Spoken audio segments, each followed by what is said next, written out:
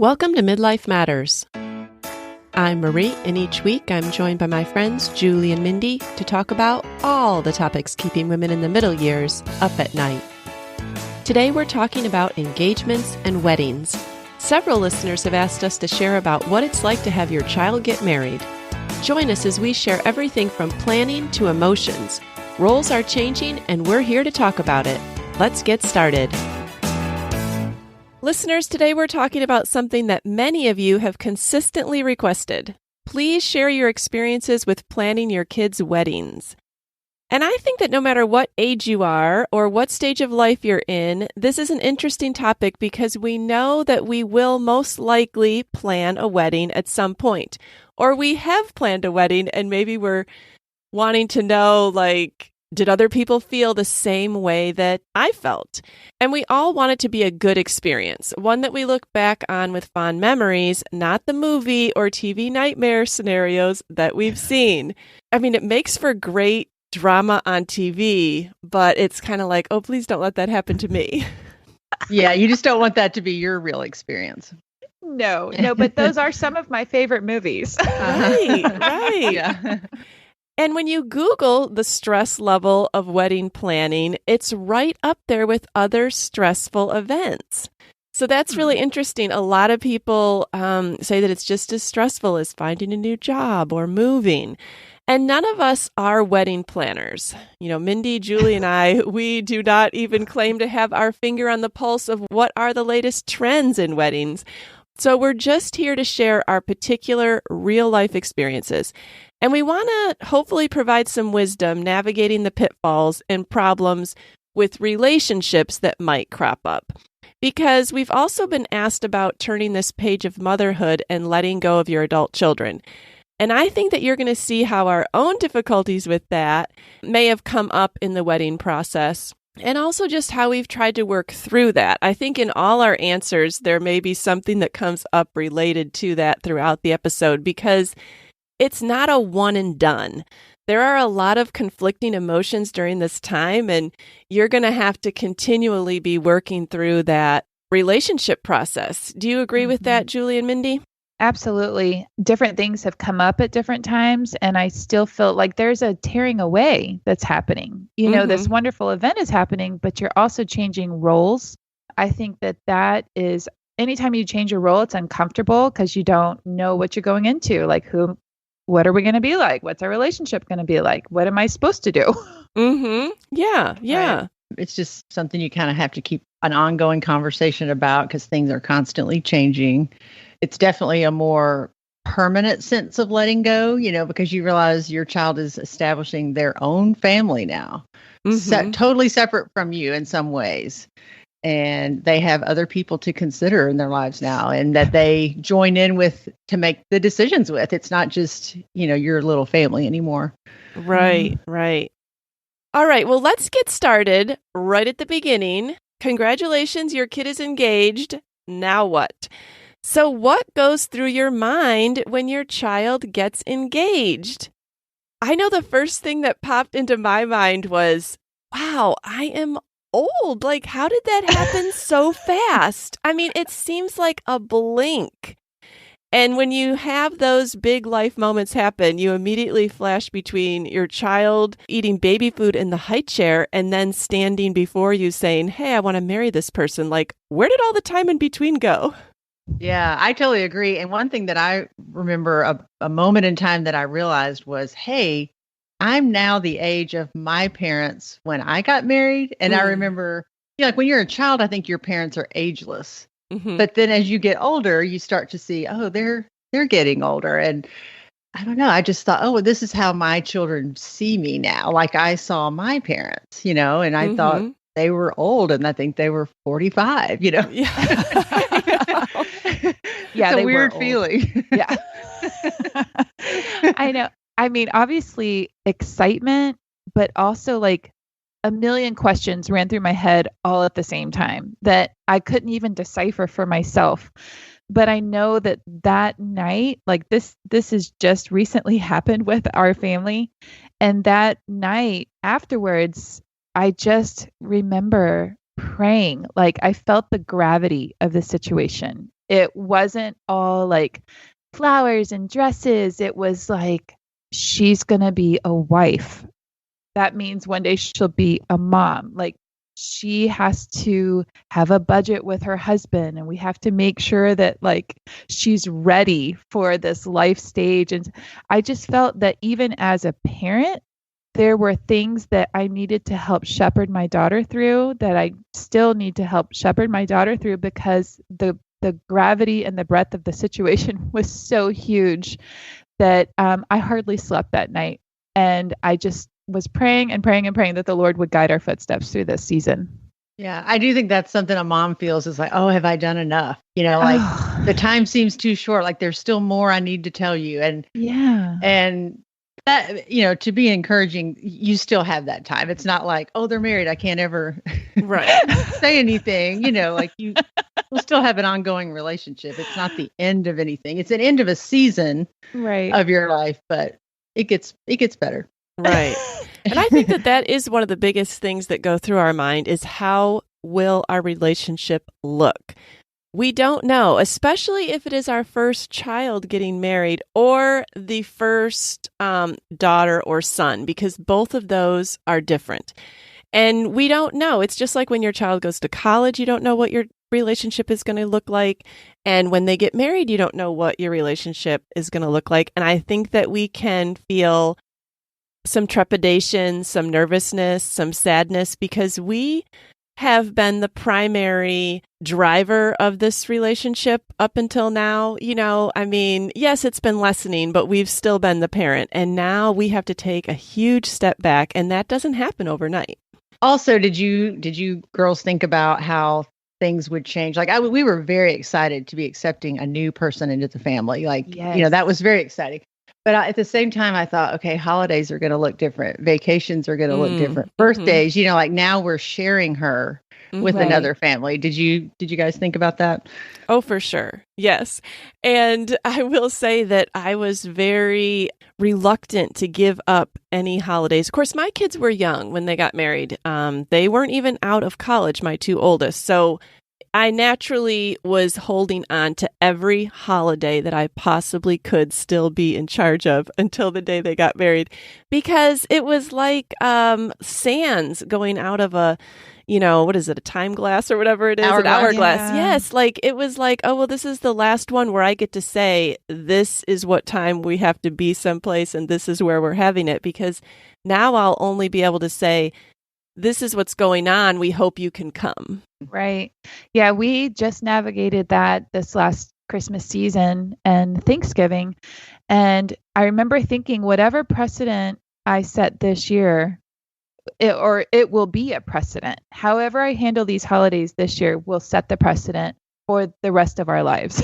Like I felt this weight. Like that's pretty heavy, Mindy. I know.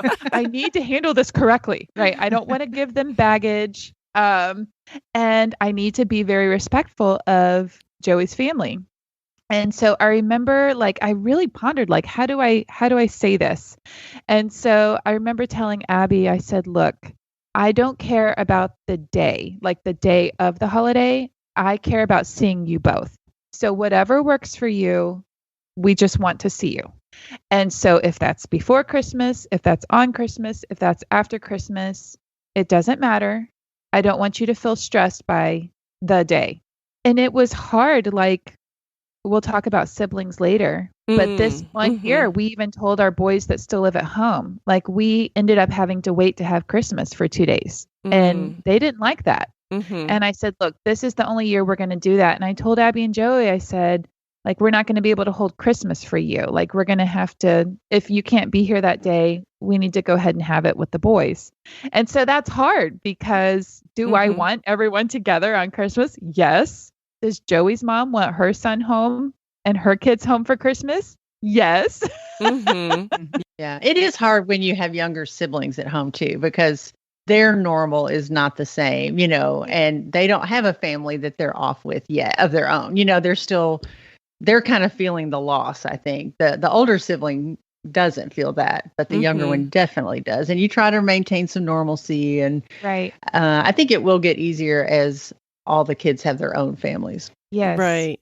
Well, in addition to thinking about how our relationship changes, and we'll talk more about that as we go on, I think one of our initial thoughts, and probably for sure our husband's initial thoughts, they are thinking, and we are thinking, what is all of this going to cost? What are the expectations for us? How much will we be involved? Let's be honest, I think that comes up pretty early in the conversation. Oh, yeah. My husband has this funny saying, like anything that has the name boat in front of it cost, triple the amount of a normal thing. And he calls it a boat unit. Like a boat unit is about $100. Okay. So then we started talking about wedding units. Wedding units are about $500. Like everything is so overpriced and there's so many hidden costs. And you have to kind of go into it knowing that and being prepared for that, because there's definitely a lot of emotional spending. I remember one time we were looking at a venue and John was kind of balking at some cost. Like, it was $1 a chair. And then she said, oh, well, it's $1 to set it up and $1 to take it down. Like she didn't tell us that at first. So it was really triple the cost that she'd originally told us. And I remember, in the conversation, it came out like, well, this is your only daughter. Don't you want the best for her? Just playing on your emotions. That was so frustrating. That did not work on us. That made us angry. Right. It made us want to spend less. Right. Well, and I think that having some upfront conversations at the beginning is probably helpful. How did your conversation go? You've just recently went through it, Mindy. This was the main part of my concern. This was my very first concern, was we have to pick a budget. And not only are Bryce and I deciding, we have to include Abby and her fiance now. And so the four of us actually now have to sit down and talk about a wedding budget, which is so weird. And so I prayed and prayed and prayed. So days after Abby and Joey got engaged, they came to town and we ended up taking them to our favorite spot, First Watch, because we knew we could sit there with lots of coffee, breakfast, and talk through it.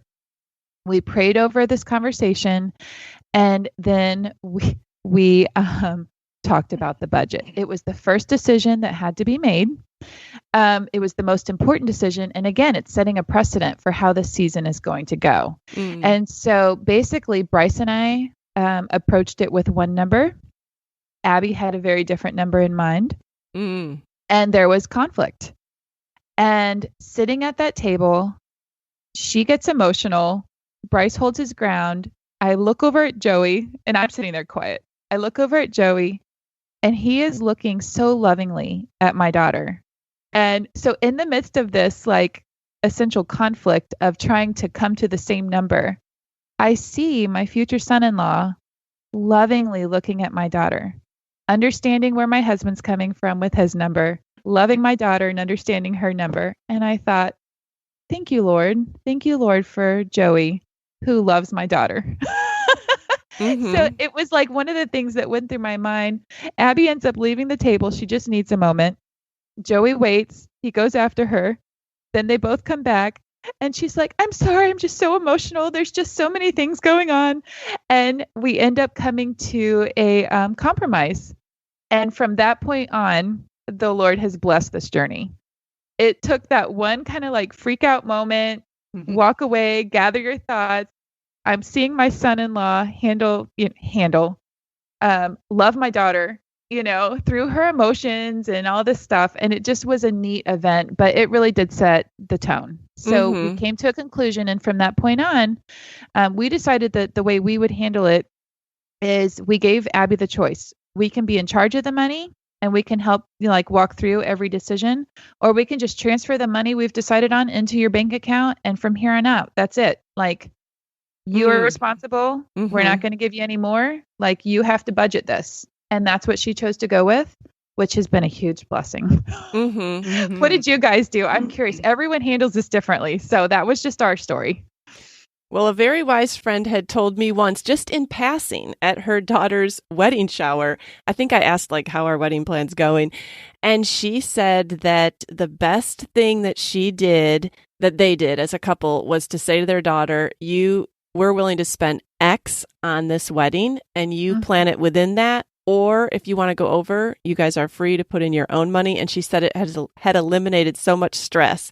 And I just kind of filed that away for when it was going to happen to me. And I brought it back out. It came to mind. Like, I do think that anything you can do to lower the stress. And I think just coming in your mind that, okay, I'm going to spend X number of dollars and you guys can take that and do what you want within reason. And if you want more, then you guys can put in some of your own. Julie, what did you guys do? Okay, I remember when we first started talking about wedding plans, my daughter, thought, oh, I could totally plan a wedding for $1,000, Mom. And I just, laughed. And I said, how would you do that? And she goes, well, I want to spend this on a dress. And she said, you could probably cook the food and maybe you could play the piano and we could do the flowers ourselves. And it was, like, oh, okay. And be the mother of the bride and have some sanity by that time. And I feel like, Julie, you had just gotten like a really nice camera because you were thinking about taking nice pictures. And she was like, well, you just got that nice camera. Yeah, you could take the pictures. I don't know. Personally, I could see how she would think that because Julie is that person. Well, that's true. If someone could do it, Julie could. But I just thought, oh, naive. That's funny. We also came up with a budget, and it was a general ballpark range of what we wanted to spend. And then my daughter likes to think that she could do it very cheaply. Okay. So we said, okay, if you don't spend that, then that's your money for the honeymoon or whatever. Like you could still have the money. It wasn't like if you spent less, we'd take it back. Right. So, and I think she ended up spending it all. Like she, there are certain things, like I said, things are just so expensive. You can save money on, and then some things it's hard to, Right. If you want a bigger wedding, you got to have the place to have it. So there's just some cost you can't avoid. But yeah, that's how we did it. Mm-hmm. One thing that I did to kind of help me with realistic wedding plans, because I hadn't obviously planned a wedding and I hardly even contributed to the planning of my own wedding. I was in college. I'm just not a person that cares a lot about that stuff. So my mom had made a lot of the decisions. So I just didn't have a lot of experience. I started listening to a lot of wedding podcasts. And I only listened to them for that short period of time when I was planning my daughter's wedding. But it really was eye-opening for me to, one, hear about some of the new trends. Like, I wouldn't know those unless someone's telling me about them. Also, it would have like an episode on, you and your daughter disagree about this. What do you do? Or is it more important to have this aspect of the wedding or the other? Or where should I put my money? Like all of that was very helpful to me because I wasn't having conversations about that in my everyday life. And a lot of people, they'll give you general ideas, but they're not going to get super specific. And so listening to wedding podcasts was really helpful. Just Google, what are some popular wedding podcasts? If you feel like I just need more information. Well, did you guys use a wedding planner? No, we did not. We, I actually love, I think secretly that would be a fun job. Right. I love planning anything like trips, parties. So I think I enjoyed all of that. And my daughter she wasn't the girl who had dreamed about a wedding her whole life and had it all planned out. Right. But I did learn pretty quickly that didn't mean she didn't have opinions. She just didn't have it planned out or she didn't think about it until she got engaged. Okay. And so we had to come to a compromise, because I immediately went back to my own wedding and was thinking, how could I recreate this? And I thought, we don't know a violin player. And then I mentioned it to my daughter and she goes, ew, I don't want a violin at my wedding. So I was like, oh, okay, wait a minute. This is not 1988. Things are going to look different. So she kind of let me go and research things and I would present her with a few choices. She didn't want 100 choices. So I'd say, okay, here's the top 3 venues I found, or here's, the top 3 caterers, and these are places to get dressed, whatever. And so I presented her with fewer choices and then she'd make the decision. And that worked really, really well for us. Yeah. One thing that happened with us was the venue that we chose ended up having kind of a wedding coordinator. She would coordinate the DJ, and she would be there for when they needed to come and set up, and she would coordinate where the caterers would go. And like for the venue, that was kind of included. Yes. And that was very helpful. When we decided on our venue and I heard all the things that she would be taking care of, I felt like she kind of served that role for me in a way. Okay. Yeah. And we did have that as well at our venue. And, but I remember her saying that she would not be available day of.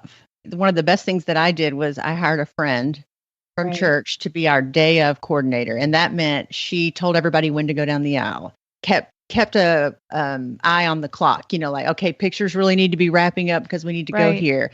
And then even at the reception, it was like, okay, now I think it's time to cut the cake. She just kept things moving, moving along. And I appreciated that because then at the reception, it wasn't always like, hey, Julie, where's the cake cutter? Like all this stuff that would have fallen on me. And I wanted to just enjoy that time. Right. That was really the best advice I think that somebody gave me was you want to be present and enjoy it, not be running the show at the reception. That is such great advice. I know one of the best blessings of this season for us is Abby's best friend and matron of honor not only just got married, but is also a wedding planner. That is her profession. And so as a gift to our family, to Abby, she is doing all the wedding planning with Abby. And they live in the same town because Abby and I are still an hour and a half apart. It was easy then to show Bailey, like, this is my budget. She was able to talk through with Abby, like, what do you want to prioritize? What do you not care about? And you want to kind of make less in the budget. And so Bailey has all these different spreadsheets and she's built a website and she's done all these things for Abby. And so honestly, like part of me is like, well, I'm not really there to make all these little decisions, but Abby will come to me and say, this is what I'm thinking for invitations, or this is what I'm looking to prioritize, but I'm actually not intricately involved. And in a way, I'm like, am I missing something? And in another way, I'm like, thank you, Lord. Like, this is really great for our relationship and that I can be here for the emotional support. And that Abby chose the venue and then she took me to it, but she had already chosen it. I was there to help her with her dress, but I'm seeing it as a huge blessing. Oh, yeah. Yeah, definitely cooler heads, less emotionally involved heads are helpful in making decisions. I did want my daughter to have all of her preferences, but I asked that I could be involved if it was pertaining to like organization, like getting something done and getting it done on time and thinking through like the logistics, because that's what I like to do. And I felt like that was kind of my gift. And she was fine with that because I had been to some weddings and even had friends tell me about weddings they had been to where the girl said, no, I'm planning the whole thing. I'm doing it. And they didn't want any input. And one wedding, my friend said she got to, and there were no forks. None, no forks.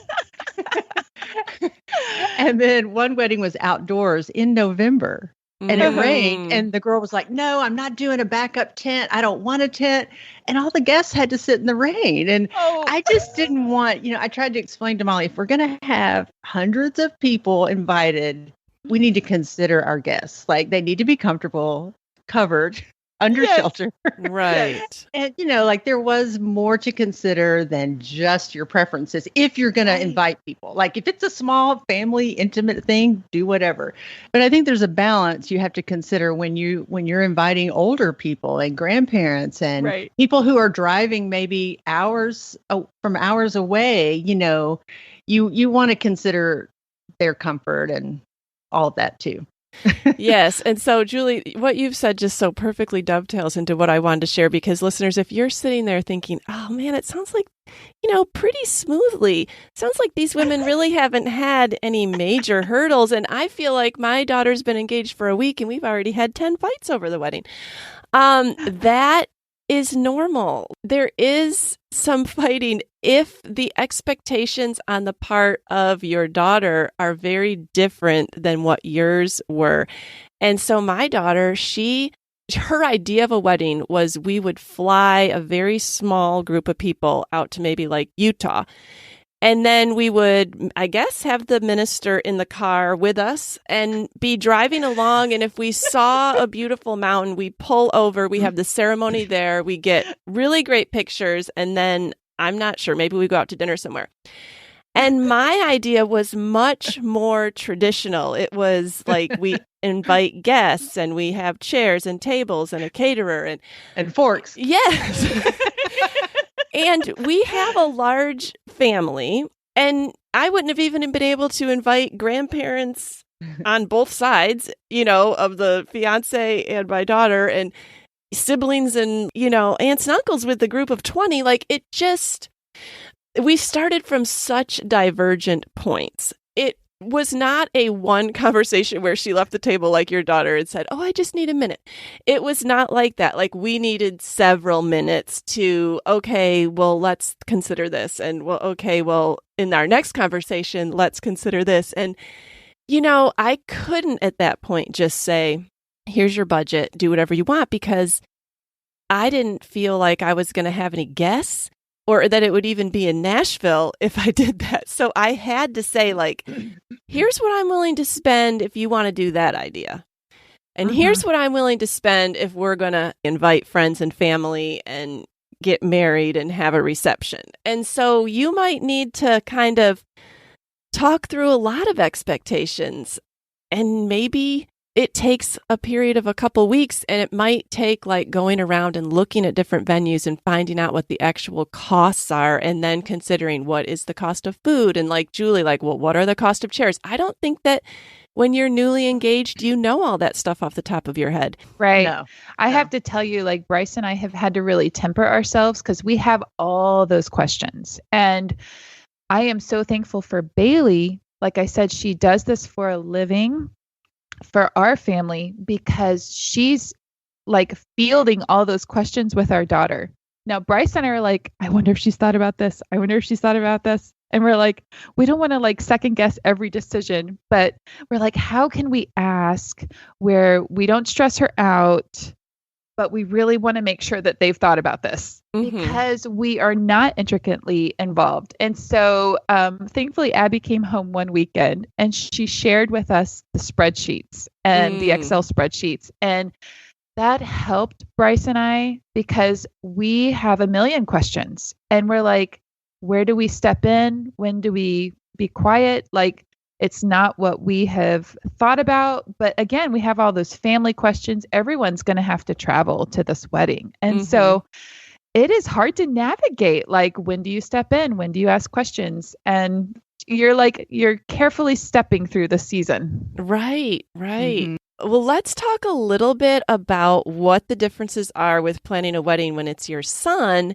versus your daughter, because a couple people have messaged us and said, my son's getting married and I don't really know where my role falls. I don't really know what's expected of me, or I'm, having some emotional feelings come up around this. Like, can you guys talk about that? Julie, right. Did you feel like there was a difference between your son and your daughter getting married, just in your own emotions? Yes. And what I'm about to say is extremely sexist. I think everything we're going to say here is very sexist. So I apologize on the front end. My daughter's probably going to curl up and die to hear me say this. But I know I was kind of relieved that my daughter was getting married young. I felt like, she's found her life's partner and she's going to be, quote, taken care of. Okay. Now Molly just canceled us. Yeah.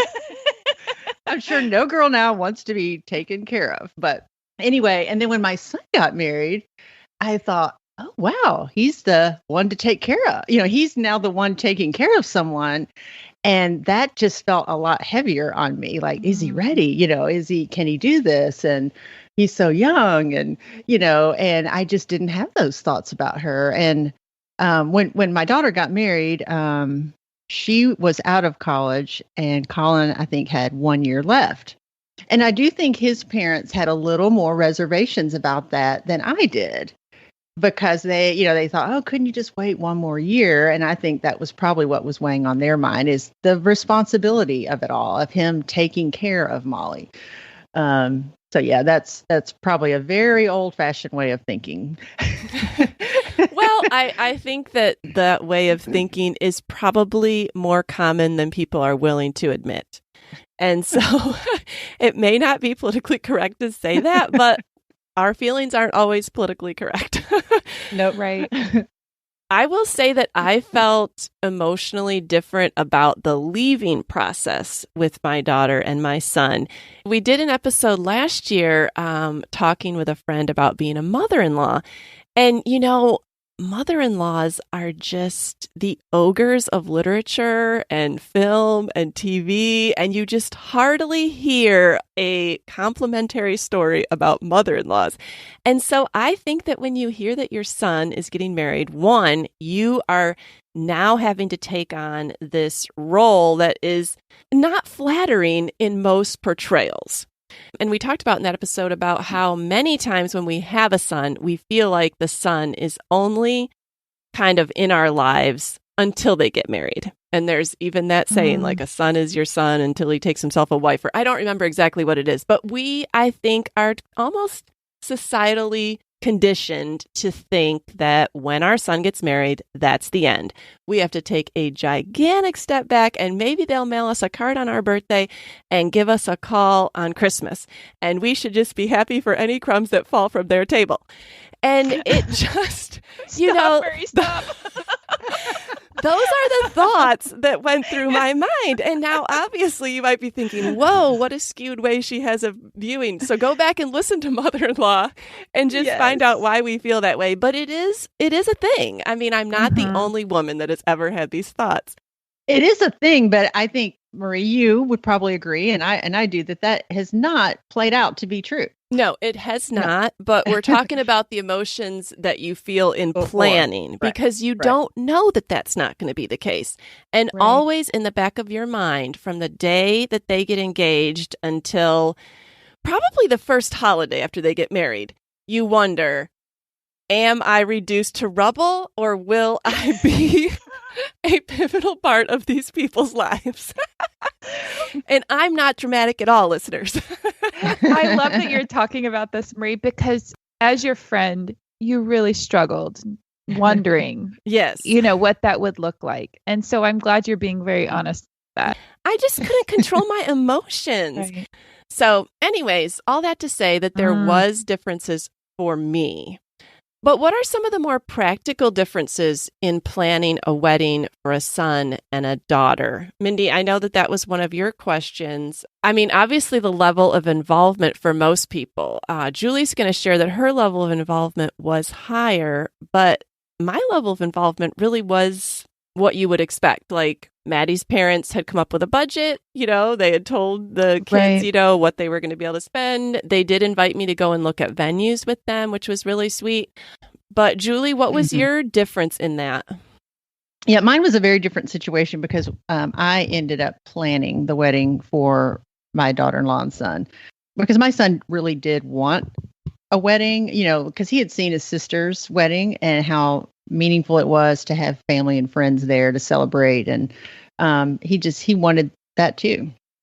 And so I was happy to plan it because it was another wedding to plan. It was, I enjoy that.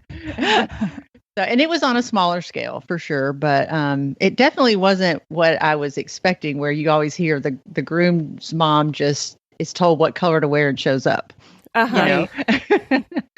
So maybe with David, I'll just show up. I don't know. Right. I do have a question for you too. Okay, go ahead. There's a lot of information, and just since we're navigating this now for the first time, what the bride's family pays for, what the groom's family pays for. And so everyone I have talked to does not fit the mold of the wedding article of this person pays for this and this person pays for this. And every person I've talked to that has navigated a wedding for either their daughter or son approaches this differently. So, I mean, that's got to be difficult. Like, how do you approach that? I haven't had to do that with my son yet. So, I mean, how do you figure out who pays for what? Gosh, I guess we kind of went with what was traditionally done, even at our own wedding, was that the bride pays for the wedding, anything that involves the wedding, and the groom paid for the rehearsal dinner. That's how we did it. Yeah, that was kind of what we did too. I mean, there are so many different things out there because I have 3 daughters and 2 sons. I am fine with that paradigm or that approach because I am going to pay for 3 weddings and I'm fine to take a little bit of a backseat on 2 other ones. Also, again, I think it comes back to how old is your child. If your child is 30 and has been working for 5 years, making great money, the conversation is different. Maybe they want something more than what you had originally set out as a wedding budget, or maybe they're putting in some and the fiance's parents are putting in some and you're putting in some, or, they want a destination wedding and everyone. Like, there can just be so many different approaches. I think if they've already been out on their own, like you said, making money, it's a whole different ballgame. Right. Yeah.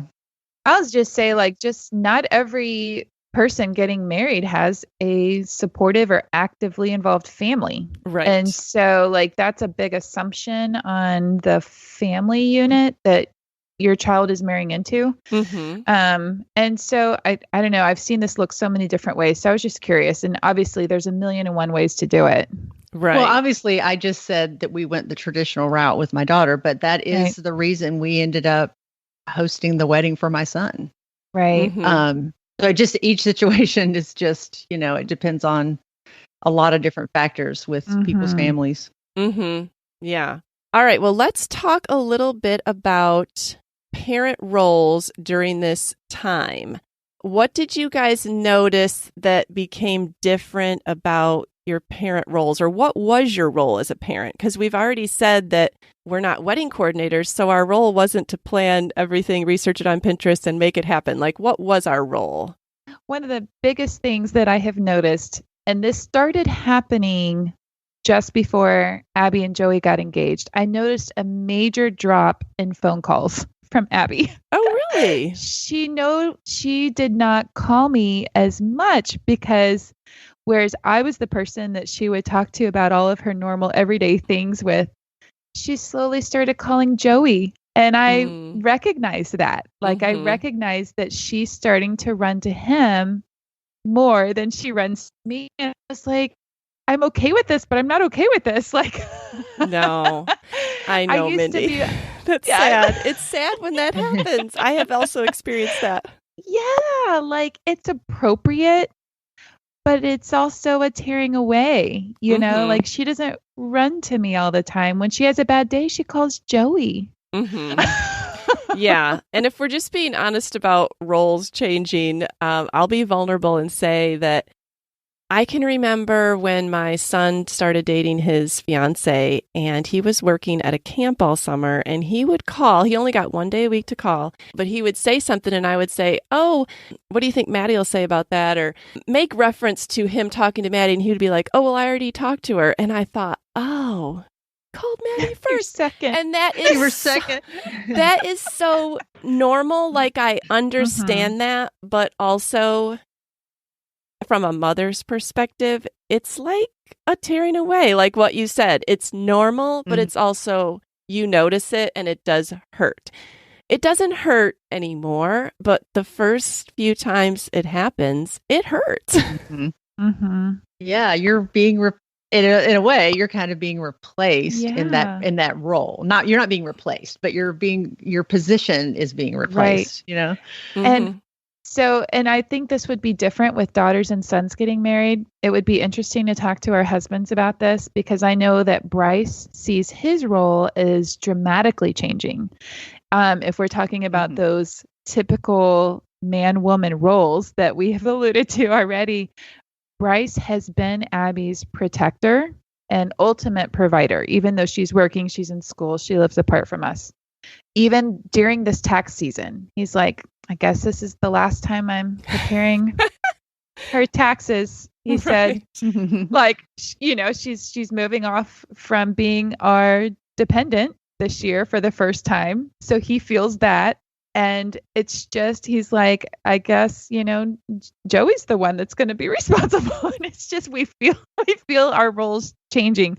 He will no longer be Abby's protector, provider. He'll hand that role over to Joey.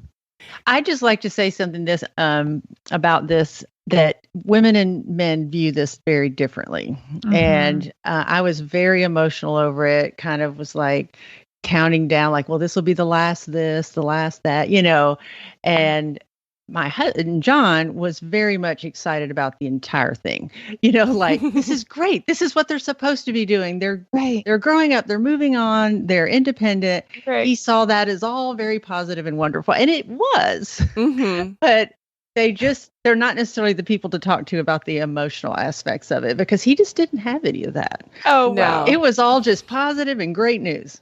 Oh, yeah. I don't think that Steve, I think he felt emotional maybe like the day before, walking down the day aisle. After, the day of, but he didn't spend a lot of time on emotions leading up, Oh, well, I'll say, Bryce, I remember when Abby graduated from high school, I really struggled. I've talked about this, about leaving her when we moved to Pennsylvania and we had to leave her behind in college.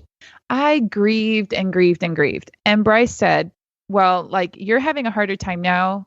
And he said at the time, I'm going to fill that with her wedding. Like, and at that time, I mean, she didn't even know Joey. But he is more vocal. Like, we have talked a lot about, this is a major shift for him. He is more emotional about it. I think he'll be more a puddle. Like, think of Father of the Bride. Think of that movie. That is my husband. He's gonna be like, who am I to my daughter now? Like, he loves Joey. This is right. It's appropriate. But yeah, he's having emotions about it for sure. I think with our sons, Bryce would be like, all right, you're good. Go. Right. Well, let's talk a little bit about how we approach the inclusion of the fiance in our family. How did the siblings react? How did you go about making this new person a part of your family? And I was thinking about, there are so many different circumstances that people can have, so we can only talk about our own. I mean, if your child is going to college 2,000 miles away and you've met this fiance 2 times, that is completely different than if they were high school sweethearts and you've known him since he was 16 years old. So, Julie, how did you approach including the fiancés of your children into your family? I mean, with my daughter-in-law, we had known her 10 years, and she was just kind of a part of our family. She was at our house. She had meals with us. She traveled with us. It was just instant part of our family, and the siblings loved that. They were very inclusive. It was just, we were just intentional about making them just like one of our kids, And then with Colin, we didn't know him as well, but they met at a camp. So we did know him, get to see them together a lot. And we did the same with him, hey, we're going on vacation. You are Molly, you're welcome to ask Colin to go with us. And I remember I got some conflicting opinions on that. People are like, oh, you shouldn't do that until they're engaged or whatever, because they might leave or whatever. And we just didn't feel that way. We were just inclusive. If our kids were serious about them, they were very serious at that point. But we just felt like that's who our kids were wanting to spend time with. So we were willing to include them. Yeah, I would say the same thing. We knew my daughter's fiance. We knew him, I think since he was 16 or 17. We did not know my daughter-in-law quite as long. She started dating my son just a couple of years before they got married. But, you asked in this question too, Mindy, about sibling reactions. My younger kids embraced both my daughter-in-law and my son-in-law as, oh, here's another fun older sibling. Like, I feel like they all really gelled well together. They had fun together. They, sat next to each other on the couch and had their own conversations. They showed each other things on Instagram and on their phones. Like, I could see that there was a relationship developing that was individual to each of them, in addition to this just being so-and-so's girlfriend or fiance or boyfriend. And that's really encouraging as a mom to see that, because you want to see those relationships develop. Yeah. We had a very different situation, just because we did live so far away from Abby, and we did not know Joey at all before they started dating. And so Joey is wise enough to have perceived how close Abby was to her brothers and that all three of them really looked up to her, and also how protective they felt of her, even though we lived so far apart.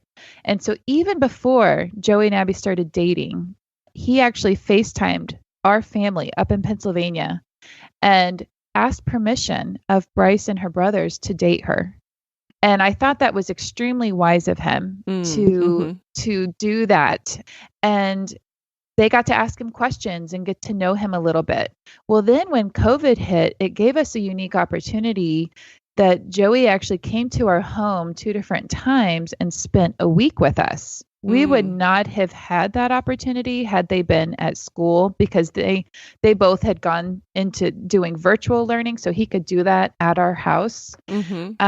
And my sons, my husband definitely had a lot of emotions about this and was able to get to know Joseph, but my sons were more vocal about their negative feelings. And they really struggled. They really, really struggled with letting another man come into their sister's life when they all felt like they were number one in her life. Right. And so we had so many conversations about this. They felt like they were being replaced. They didn't know that they could trust Joey with Abby. Like one of my sons said, is she taking self-defense courses? She's little. Like, can she defend herself? Like they didn't know if they could trust him. I had another son say, well, yeah, they're dating, but that doesn't necessarily mean he's going to last. So I don't want to really get to know him until I know that he's here for good. He really had this wall of protection up, even for his own heart. Now, Joey came from a family dynamic where he was adopted in to a family, and ironically enough, he says his family's crazier than ours. Oh. And so he is like the epitome of meekness. He is strength under control. So I watched him sitting at our dinner table. Everyone's talking over each other and, roasting each other and things like that. And Joey doesn't feel the need to prove himself, but he sat back quietly, and he has a great character. He very much laughs a lot, but I saw him approach my sons in the things that they like to do, like quietly and carefully. He kind of knew how to approach them because it was really hard for them to let him in. And now when you go to ask the boys about, Abby and Joey coming over, they're like, well, can Abby stay home and just Joey come over? And it's so funny. He's really gained their respect, but it took a lot. Well, that's really telling about Joey's character, that he saw that just his awareness of the situation, like, to talk to the boys first, realizing, okay, this relationship dynamic is about to change. And just that he was aware of that says a lot. Yes. Yeah. Well, let's get to some juicy details here. What are some pitfalls during this season that you may have experienced or that we should try to avoid? And Mindy, have you come up with any pitfalls that you've fallen into, or is this one of those more sit back and let's hear what yours were? I don't know if we have had pitfalls yet, because I don't know that enough time has passed. Like, we are trying to intentionally and carefully navigate this season. But like with so many things, sometimes you don't know how you come across to your child until later. Like, right. I don't know if I've done anything or if Bryce has done anything. I know one of the pitfalls that we're trying to avoid is not including the men in wedding decisions, like Bryce and Joey, and just making sure this isn't just like women's decisions. It is, you know what I mean? Like to include everyone with certain things, that everyone has kind of an opinion, and that it's valuable. It's a valuable opinion. Yeah. Julie, did you have any pitfalls that you wanted to share with listeners? I feel like this might be like childbirth. Maybe I've forgotten them. Okay. Once it's over. 5 years. Yeah. But the real disagreement we had on wedding planning or preferences was my daughter did not want a wedding cake. And that just was like, oh, I love wedding cake. And that's just, to me, that's just so traditional. And it's just a fun thing to have. And we tried to talk her into it, like, well, we can do this, but let's still have the cake, And she was like, I don't even like wedding cake. Why would we spend the money on it? Like, she was being practical on it. So we ended up having a little ice cream cart, a gelato cart. And it was so cute and so fun. And I'm so glad we did it. Like, it was a totally her thing. And I don't think anybody missed the cake. And even I didn't miss the cake. So that was just one of those things of having to let go of, my own preferences. And it wasn't that big a deal, but right. That was just one of the conflicts I remember. Right. Yeah, I think one of the biggest pitfalls that I tried to avoid it with my daughter for different reasons than I tried to avoid it with my son, but don't give your opinion on things that you don't really care about. Or I guess you can give it if it's really asked for, but like kind of pick your battles. Like if you feel strongly about something, be a little bit more on for that thing, but otherwise kind of let it go. For my daughter, if I give too many opinions, she's going to do the exact opposite. So I need to save my opinions for things that I really care about and let the rest go. And for my son, I felt like I needed to not give too many opinions because, and this is for all the moms of boys out there, whatever you say is going straight into your daughter-in-law's ear. Even if you said, don't say this, they are saying it. And they are not saying it with the tone of voice that you said it. They're not saying it with the same context. They're not saying it with the same family background and history. And it's coming across completely different. So unless this is a hill that you must die on, keep your mouth shut. That is so wise.